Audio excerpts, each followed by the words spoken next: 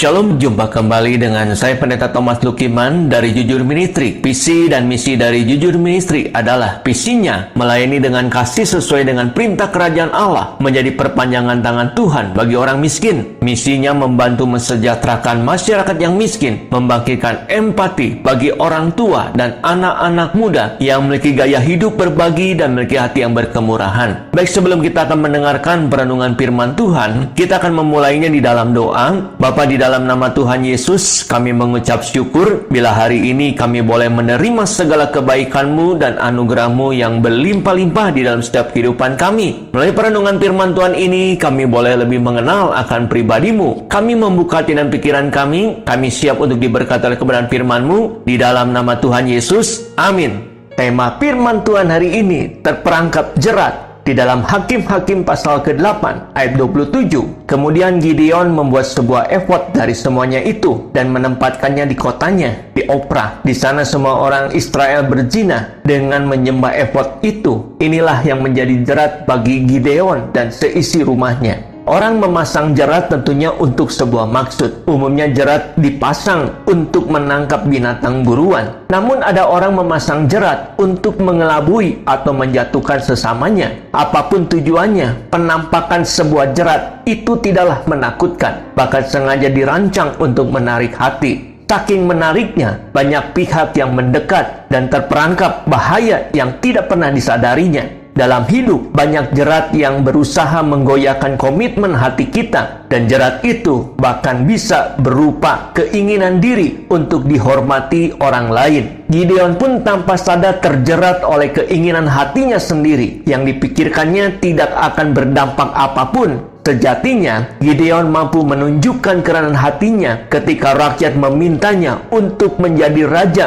dengan menyatakan bahwa hanya Tuhan yang layak menjadi raja atas umatnya. Gideon memang menolak menjadi raja, tapi ia lengah ketika timbul keinginan hati untuk dihormati. Tergiur dengan limpahnya harta jarahan, ia tergoda untuk membuat jubah efod, yaitu jubah imam. Dalam hal ini, Gideon telah melakukan pelanggaran karena ia bukanlah orang yang berhak membuat efod.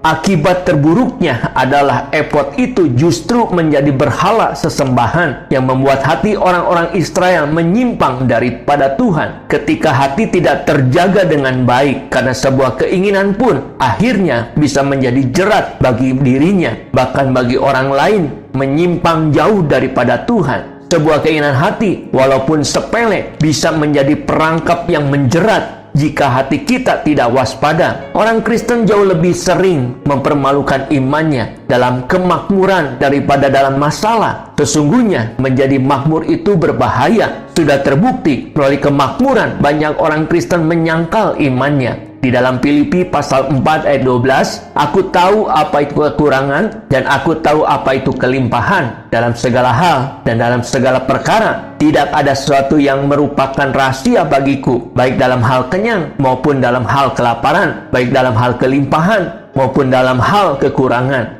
Sesungguhnya, hidup dalam kekurangan jauh lebih ringan dibanding hidup dalam kemakmuran. Lihat saja, zaman sekarang banyak orang yang sakit dan mati karena overdosis dalam kelimpahan. Mereka makan, minum, dan pesta pora sampai kelewatan batas. Lihat saja ketika orang Israel mengalami kelimpahan. Saat murka Allah turun, daging burung puyuh masih ada di mulut mereka karena mereka tidak lagi bisa menguasai hawa nafsunya. Banyak orang memohon rahmat Tuhan supaya mereka bisa memuaskan keinginan hatinya sendiri. Orang yang kekenyangan cenderung melupakan Allah. Mereka jarang ibadah, puas dengan hidupnya di bumi, lalu melupakan surga. Padahal kita semua hanya musafir di bumi ini. Satu saat pasti mati. Lalu roh kita kemana? Sadarlah, jangan sampai kita kehilangan hikmat karena tenggelam dalam hawa nafsu dunia ini. Mintalah kepada Allah agar kita bertobat dan kembali kepada jalan Tuhan. Alkitab memberi pelajaran abadi mengenai kekayaan, ketamakan, dan kebahagiaan. Di dalam Lukas pasal 12 ayat 34, karena di mana hartamu berada, di situ juga hatimu berada. Tuhan tidak anti orang kaya dan sukses, namun Dia mengingatkan kita agar tidak sampai tamak Sebab kekayaan akan menarik kita masuk kepada ketamakan. Kekayaan dan ketamakan merusak hati dan perasaan, sehingga mudah meninggalkan iman kita kepada Tuhan. Seringkali kita melihat ada orang miskin yang tidak memiliki banyak. Hidupnya justru lebih bahagia ketimbang orang kaya yang tiap hari mengoyok-ngoyok duit. Jadilah cerdas, kita semua butuh uang. Tapi uang bukanlah segalanya.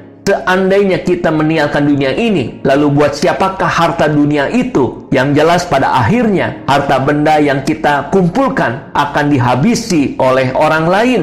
Makanya tidak salah jika Salomo berkata semuanya sia-sia di dalam Pengkhotbah pasal 5 ayat 11, dengan bertambahnya harta, bertambah pula orang-orang menghabiskannya. Dan apakah keuntungan pemiliknya selain daripada melihatnya? Bahagia itu datangnya dari Tuhan. Jadi kejarlah Tuhan, maka kita akan memiliki kebahagiaan kekal selamanya. Inilah dunia. Tanpa uang kita kehilangan relasi dan sahabat. Karena uang juga kita bisa kehilangan jati diri kita sendiri. Di dalam Amsal pasal 14 ayat 20, juga oleh temannya orang miskin itu dibenci, tetapi sahabat orang kaya itu banyak. Inilah yang namanya dilema kehidupan. Banyak uang membuat kita lupa diri sendiri. Tidak ada uang membuat kita dilupakan orang. Itu sebabnya kenapa pada akhirnya manusia cenderung memburu uang. Sebab mereka ingin dihormati, disanjung, dan dipuji orang. Di dalam 1 Timotius pasal 6 ayat 10, karena akal segala kejahatan ialah cinta uang. Sebab oleh memburu uanglah beberapa orang telah menyimpang dari iman dan menyiksa dirinya dengan berbagai-bagai duka. Sadar atau tidak sadar, uang memang menentukan perjalanan hidup ini. Namun jangan sampai kita kehilangan kesadaran atau lost control, sehingga kita mentuhankan uang lebih daripada segalanya. Karena kita sudah banyak mendapati orang yang mengutamakan uang dalam hidupnya. Pada akhirnya, mereka tidak pernah bisa menikmati hidupnya. Pengkhotbah pasal ke-6 ayat 2, orang yang dikarunia Allah kekayaan, harta benda, dan kemuliaan, sehingga ia tidak kekurangan suatu pun yang diingininya. Tetapi orang itu tidak dikaruniai kuasa oleh Allah untuk menikmatinya, melainkan orang lain yang menikmatinya. Inilah kesia-siaan dan penderitaan yang pahit. Inilah manusia termalang yang hidup di dunia ini. Kaya, banyak hartanya, namun yang menikmati orang lain. Hidup adalah karunia dari Tuhan. Jadi bersyukurlah jika kita sudah diberikan oleh Tuhan kuasa untuk menikmati hidup ini. Di dalam Amsal pasal ke-11 ayat yang ke-4 dan ke-5, pada hari kemurkaan harta tidak berguna, tetapi kebenaran melepaskan orang dari maut. Jalan orang saleh diratakan oleh kebenarannya, tetapi orang fasik jatuh karena kefasikannya. Pada akhirnya, suatu saat kita semua harus menghadap Sang Khalik Pencipta alam semesta, dunia, dan segala isinya. Pada saat itu, kita baru sadar bahwa kita tidak dapat membeli kehidupan dengan uang. Demikianlah perenungan firman Tuhan pada hari ini. Dan saya akan akhiri perenungan firman Tuhan hari ini di dalam doa. Bapa, terima kasih bila hari ini kami boleh mendengarkan kebenaran firman Tuhan yang menuntun hidup kami saat menghadapi dan menjalani realitas kehidupan ini. Hari ini kami telah belajar mengenai terperangkap jerat dalam hidup ini. Banyak jerat yang berusaha menggoyahkan komitmen hati kami. Jerat hidup bisa berupa keinginan diri untuk dihormati oleh orang lain.